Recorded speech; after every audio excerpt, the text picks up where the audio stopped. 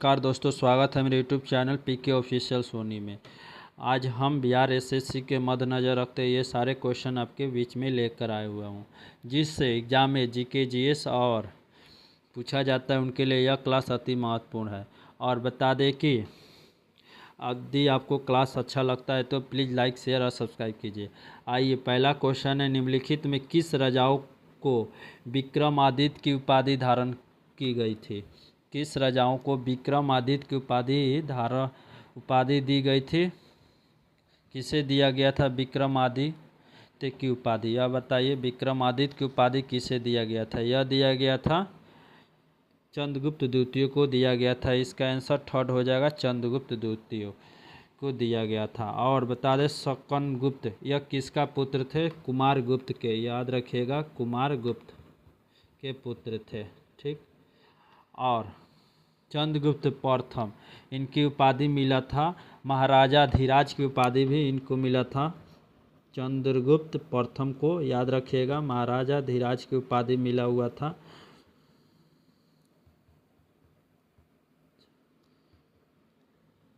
धीराज की उपाधि मिला था चंद्रगुप्त प्रथम को। अब भारत का नेपोलियन किसे कहते हैं? भारत का नेपोलियन कहते हैं समुद्र गुप्त को कहते हैं भारत का नेपोलियन। याद रखिएगा, भारत का नेपोलियन अगर पूछे,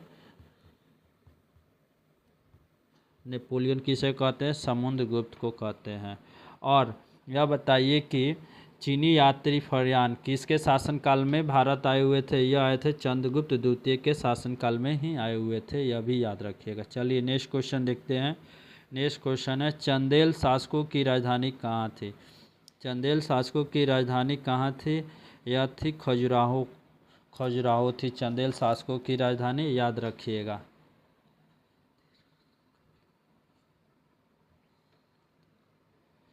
चलिए नेक्स्ट क्वेश्चन देखते हैं। गुप्त काल के दौरान सोने के सिक्कों को निम्नलिखित में से किस नाम से जाना जाता है?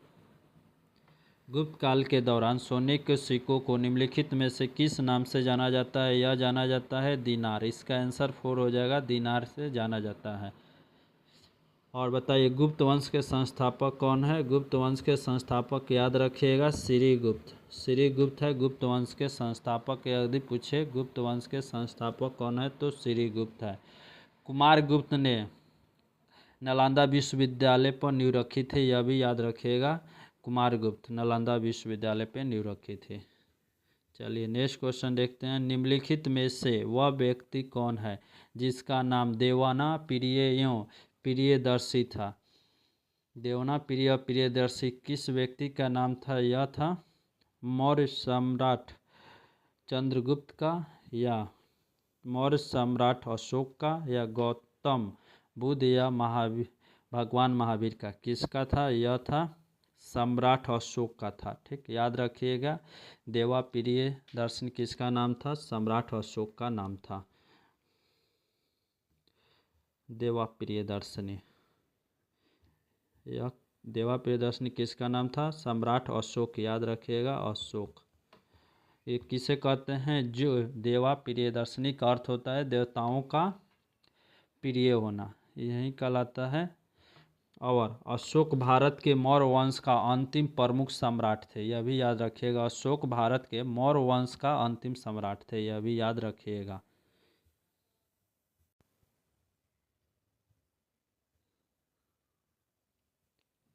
और भगवान महावीर, ये जैन धर्म के, भगवान महावीर जैन धर्म के ये कौन थे? 24वें तीर्थकर थे। इनका जन्म 540 ईस्वी में कुंडलग्राम कहाँ हुआ था? कुंडलग्राम में हुआ था, याद रहे। कुंडलग्राम कहाँ पे? बिहार के वैशाली में है, कुंडलग्राम में हुआ था इनका जन्म। कुंदनग्राम में हुआ था और बिहार के वैशाली में। तथा मृत्यु कहाँ हुआ था? इनकी मृत्यु याद रखिएगा कहाँ हुआ था? यह हुआ था पावापुरी में। पावापुरी यह कहाँ पे है? राजगीर में, यह भी याद रखिएगा। चलिए नेक्स्ट क्वेश्चन देखते हैं। महावीर जैन ने किस भाषा में अपनी प्रचलन दिया है? महावीर किस भाषा में अपनी प्रचलन दिया है? यह दिए हैं अधमगही में दिए हैं। इसका आंसर 4th हो जाएगा, अधमगही। नेक्स्ट क्वेश्चन है सूर्यसेन महाजन पद की राजधानी कहाँ थी। सूर्यसेन महाजन पद की राजधानी कहाँ थे, यह था मथुरा था। इसका आंसर 4 हो जाएगा, मथुरा। 4 याद रखिएगा, मथुरा था। नेक्स्ट क्वेश्चन है निम्नलिखित में कौन से गुप्त काल के दौरान चिकित्सा पर अपने कार्य के लिए जाना जाता था। चिकित्सा पर अपने कार्य के लिए जाना जाता थे, यह जाने जाते थे सुद्रुत को जाना जाता था। इसका आंसर 4 हो जाएगा, सुद्रुत। और बता दें कि नागा अर्जुन, उन्हें भारत का आइंस्टीन कहा जाता था। नागा अर्जुन को क्या कहते थे, भारत का आइंस्टीन, यह भी याद रखिएगा। और चरक, वह कुषाण वंश के राजा कनिष्क के शासन काल के दौरान रहते थे, यह भी याद रखिएगा। चलिए नेक्स्ट क्वेश्चन है पोतगाह गोदीबाड़ा सिंधु घाटी सभ्यता निम्नलिखित में से किस स्थान पे पाया जाता है।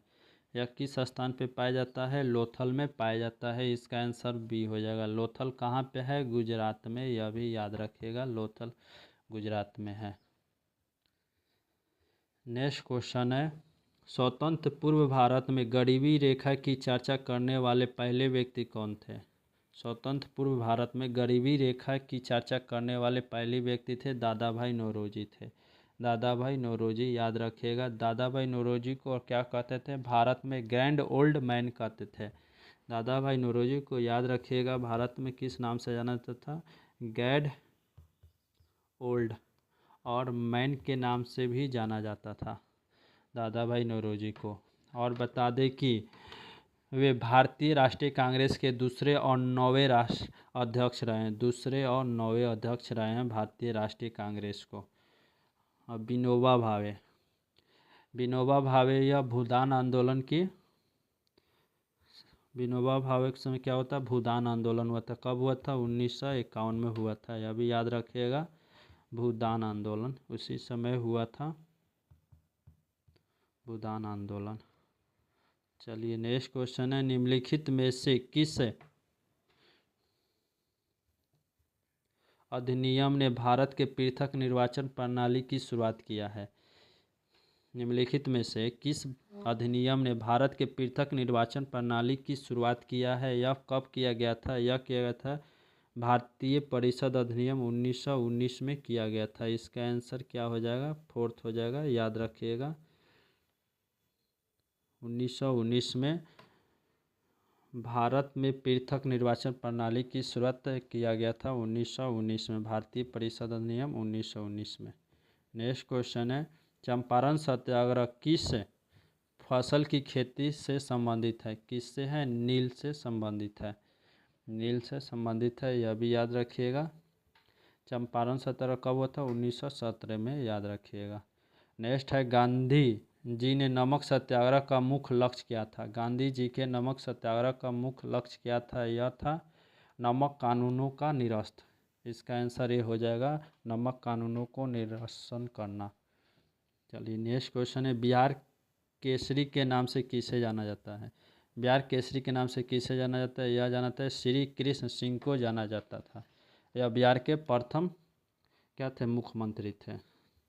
नेक्स्ट है वर्ष 1922 में गठित स्वराज पार्टी के अध्यक्ष कौन थे। वर्ष 1922 में गठित स्वराज पार्टी के अध्यक्ष कौन थे, चित्तरंजन दास। इसका आंसर हो जाएगा चित्तरंजन दास थे। और इस स्वराज पार्टी की स्थापना कब हुआ था, 1 जनवरी 1923 में, 1 जनवरी 1923, याद रखिएगा, 1923 में हुआ था। ठीक। और इसका सचिव कौन थे, मोतीलाल नेहरू, याद रखिएगा, सचिव मोतीलाल नेहरू थे। चलिए नेक्स्ट क्वेश्चन था भारतीय राष्ट्रीय सेना सुभाष चंद्र बोस द्वारा स्थापित मुख्यालय कहाँ स्थित है। सुभाष चंद्र बोस द्वारा स्थापित मुख्यालय कहाँ पे स्थित है, यह है रंगूर में। इसका आंसर क्या हो जाएगा, बी रंगूर हो जाएगा। नेक्स्ट क्वेश्चन है सुभाष चंद्र बोस का जन्म कहाँ हुआ था। सुभाष चंद्र बोस का जन्म कहाँ हुआ था, 1897 में हुआ था, 23 जनवरी 1897, याद रखिएगा, 23 जनवरी 1897 में। कहाँ हुआ था, उड़ीसा कटक के शहर में हुआ था। उड़ीसा के किस राज्य में, उड़ीसा कटक शहर में हुआ था, याद रखिएगा, कटक। कटक के शहर में हुआ था।